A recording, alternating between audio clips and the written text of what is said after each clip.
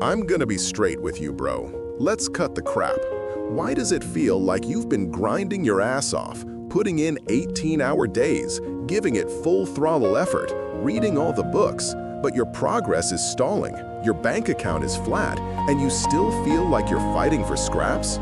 Why does it feel like every single time you finally reach a point where you should enjoy the fruits of your labor, there's an invisible roadblock?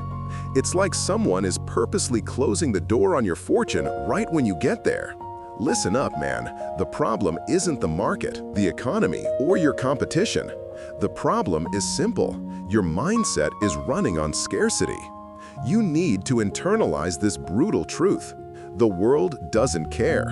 Your boss doesn't care. Your clients don't care. Your competitor is actively hoping you fail. If you're relying on luck or pity, you're already losing. Money thinking is not just about finance, it's 100% about getting your head right. The trap of intellectual laziness. Stop trying to chase after every shiny object, man. Stop trying to find the magic loophole to make more money without changing who you are. You're just making yourself miserable and getting burned out because you're living by the laws of scarcity, which is the default setting for broke people. You gotta start thinking like the 1%. The average dude always chases shortcut psychology. They see success and immediately chalk it up to a genetic gift, a lucky break, or a trust fund. They use this narrative as an excuse to stay where they are. They are protecting the victim mindset. I'm just not a numbers guy.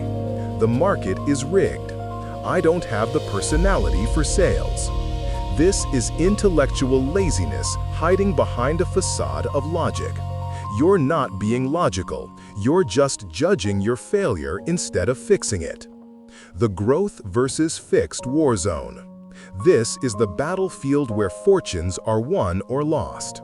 The fixed mindset guy, the one who stays broke, will always talk about talent, innate gifts, or luck. He sees failure as a permanent identity marker. He defends his ego at all costs. He avoids new challenges because the potential for failure feels like an actual personal attack on who he is. When he fails, he says, "See, I knew I couldn't do it." He is actively solidifying his mediocrity. But the growth mindset guy, the one who gets rich, always talks about effort, learning, and repeatable strategies. The growth mindset is about radical ownership. When you fail, you don't blame the tool, the client, or the weather. You say, "My process was flawed, and I need to learn the next 10 steps better." You treat failure as necessary data for the next iteration. You don't just want to avoid mistakes. You want to fail faster so you can learn quicker and iterate your way to the top. You accept that short-term embarrassment is the price of long-term mastery. The champion focus, the unbreakable three. The champions, the people who stack real cash, understand they can't control the outcome, the money, but they can control their process focus. They dial in on these three pillars. You need to lock these down, bro. 1. Telos, the destination. This isn't just about a big goal. It's about a crystal clear mission. You need to know exactly what the finished masterpiece looks like.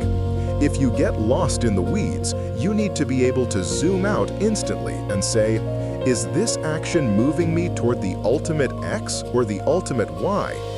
Without a clear telos, all your effort is just noise. It's a boat sailing without a rudder. 2. Process, the execution.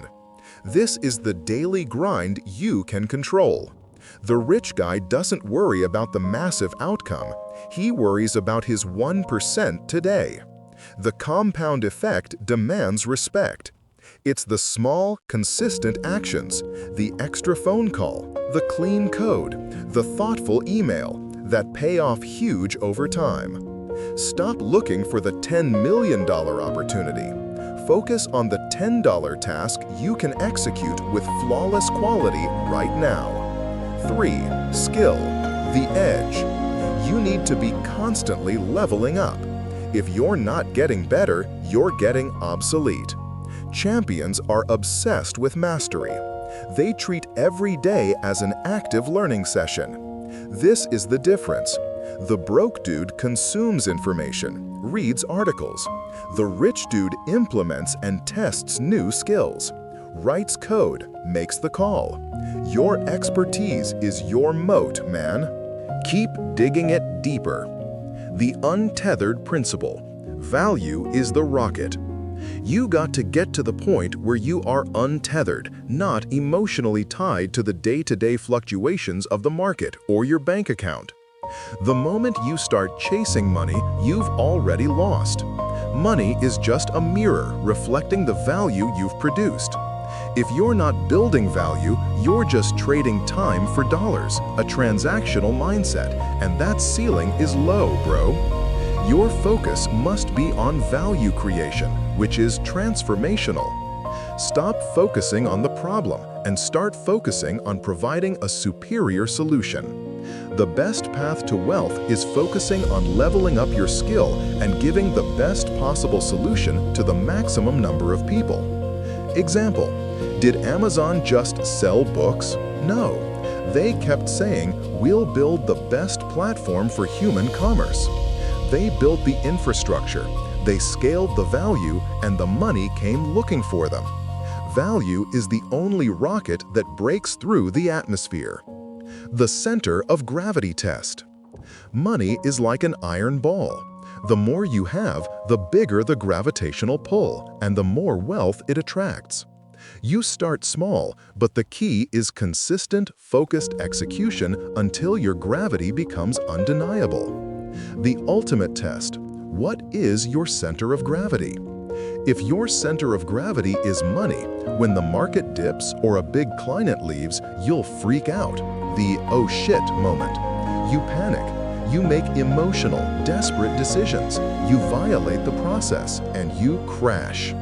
If your center of gravity is value and skill, when the market dips, you just double down on the process. You calmly say, my value creation hasn't changed. The money will follow. Time to execute. You are an anchor in the storm. I'm only helping you here, bro. Stop watching this video or reading this post and thinking you've done the work. You haven't. This isn't theoretical knowledge. It's a blueprint for execution. Now close the screen and go create the center of gravity you want, man. Would you like me to identify the 3 most important non-negotiable daily actions derived from this manifesto?